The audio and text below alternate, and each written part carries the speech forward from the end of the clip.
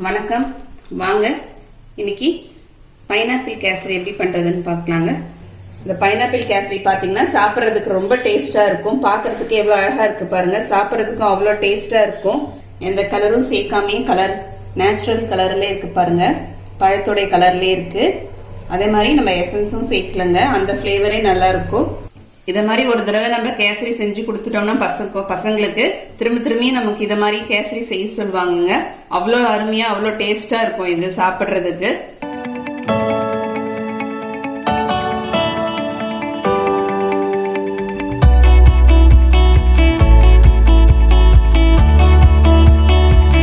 அதுக்கு தேவையான பொருள் ரவை 1 கப் எடுத்து வச்சிருக்குங்க. ரவை 1 கப்பு. சர்க்கரை பார்த்தீங்கன்னா 1க்கு 2 போடுவோம் நம்ம. இப்போ பைனாப்பிள் சில பைனாப்பிள் நமக்கு ஸ்வீட்டாக இருக்கும். அப்படி ஸ்வீட்டாக இருந்துச்சுன்னா 1க்கு 2 போட்டுக்கலாம். அப்படி கொஞ்சம் லேசாக புளிப்பாக இருந்துச்சுன்னா 1க்கு 2.25 அளவுக்கு சர்க்கரை போட்டுக்கலாங்க. நான் ஒரு 2.25 அளவுக்கு சர்க்கரை எடுத்து வச்சிருக்கேன். 1க்கு 2.25 அளவுக்கு. அதே மாதிரி பைனாப்பிள் ஜூஸ் எடுத்து வச்சிருக்கேங்க. பைனாப்பிள் ஜூஸ் பார்த்தீங்கன்னா 1க்கு 1 கப் ரவைனா 3 கப்பு தண்ணி விடுவோம். அதுக்கு 3 கப் அளவுக்கு ஜூஸ் எடுத்து வச்சிருக்கேன் பாருங்க. இந்த மாதிரி தண்ணியாக எடுத்து வச்சுக்கலாங்க பைனாப்பிள் ஜூஸு. நெய் ஒரு 2 டேபிள் ஸ்பூன் அளவுக்கு 1/4 கப் அளவுக்கு நெய் எடுத்து வச்சிருக்கேன். பைனாப்பிளை பார்த்தீங்களா கொஞ்சம் பொடிசாக கட் பண்ணி அதுவும் ஒரு 1/4 கப் அளவுக்கு எடுத்து வச்சிருக்கேங்க. முந்திரி திராட்சை நமக்கு தேவையான அளவு. ஏலக்காய் தூள் 1/2 ஸ்பூன் அளவுக்கு ஏலக்காய் தூளுங்க. ஸ்டவ்ல பேன் வச்சிருக்கேன். இதில் நெய் சேர்த்துக்கலாம் நம்ம. இதில் முந்திரி திராட்சையை வறுத்து எடுத்துக்கலாம்.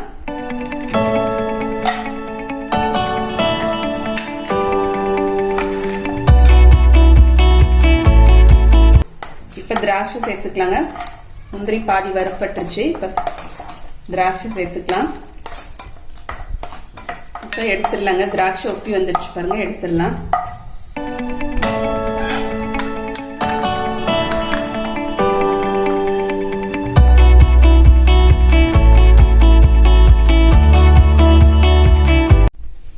இப்போ அதுல நெய் இருக்குங்க. முந்திரி திராட்சை வறுத்ததுல அந்த நெய்யிலே நம்ம இந்த பைனாப்பிளை போட்டுக்கலாம்.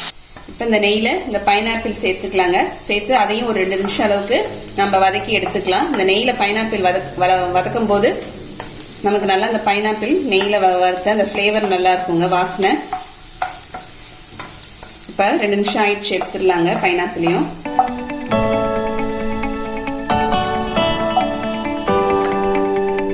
இப்போ இதில் ஒரு 1/2 ஸ்பூன் அளவுக்கு நெய் சேர்த்துருக்கேங்க. நெய் சேர்த்துட்டு அதில் இந்த ரவையை வறுத்து எடுத்துக்கலாம் நம்ம.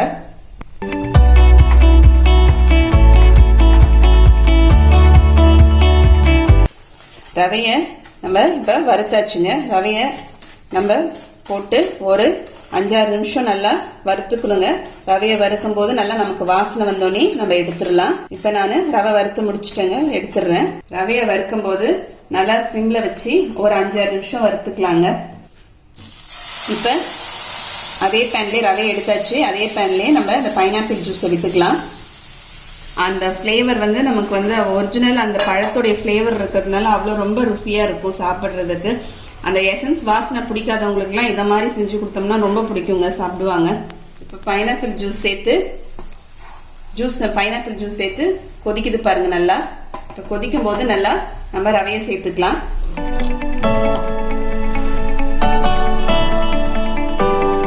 ரவையை ஒரு கையில கொட்டிட்டு கலந்து விட்டுட்டே இருக்கலாங்க.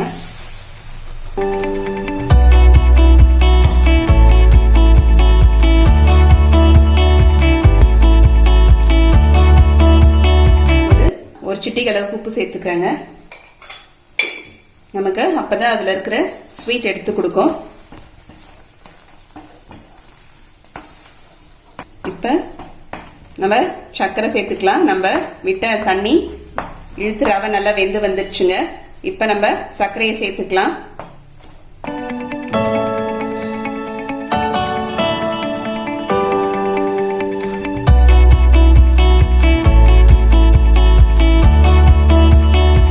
நல்லா வாசனையா இருக்குங்க பைனாப்பிள் ஜூஸ் சேர்த்து நம்ம கேசரி கிளறும் போது.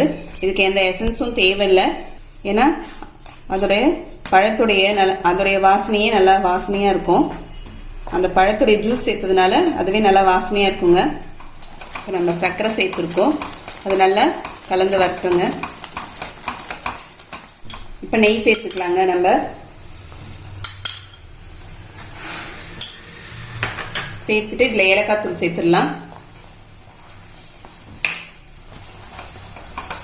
சேர்த்து நல்லா கலந்து விட்டுக்கலாங்க. உங்களுக்கு 1 கப்புக்கு ரவைக்கு 3 கப் அளவுக்கு நம்ம தண்ணி சேர்த்தோம்னா தான் இதில் ஜூஸ் சேர்த்துருக்கோம், பைனாப்பிள் ஜூஸு. அப்போ நமக்கு நல்லா தளன்னு இருக்கும் கேசரி. அப்புறம் ஆற நமக்கு இருவிடுங்க, அப்போ சரியாக இருக்கும்.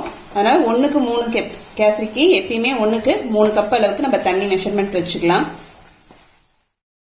இப்போ நெய்யில் வதக்கி வச்ச பைனாப்பிள் சேர்த்துக்கலாங்க.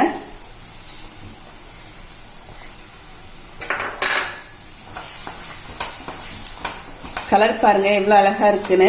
நம்ம எந்த கலர் பவுடரும் சேர்க்கல, பைனாப்பிளோடைய கலரே நல்லா அழகா வந்திருக்குங்க. இப்போ இதில் முந்திரி திராட்சையும் சேர்த்துக்கலாம்.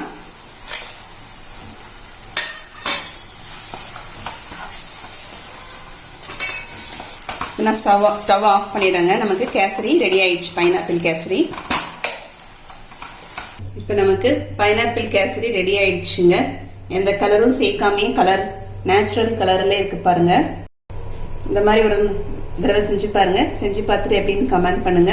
இந்த வீடியோ பிடிச்சிருந்தா லைக் பண்ணுங்க, உங்க ஃப்ரெண்ட்ஸ்க்கு லேடிஸ்க்கும் ஷேர் பண்ணுங்க. மறக்காம சப்ஸ்கிரைப் பண்ணுங்க. கூடவே பக்கத்தில் இருக்க பெல் பட்டனையும் பிரஸ் பண்ணிடுங்க. அடுத்த வீடியோல பார்க்கலாம். தேங்க்யூ.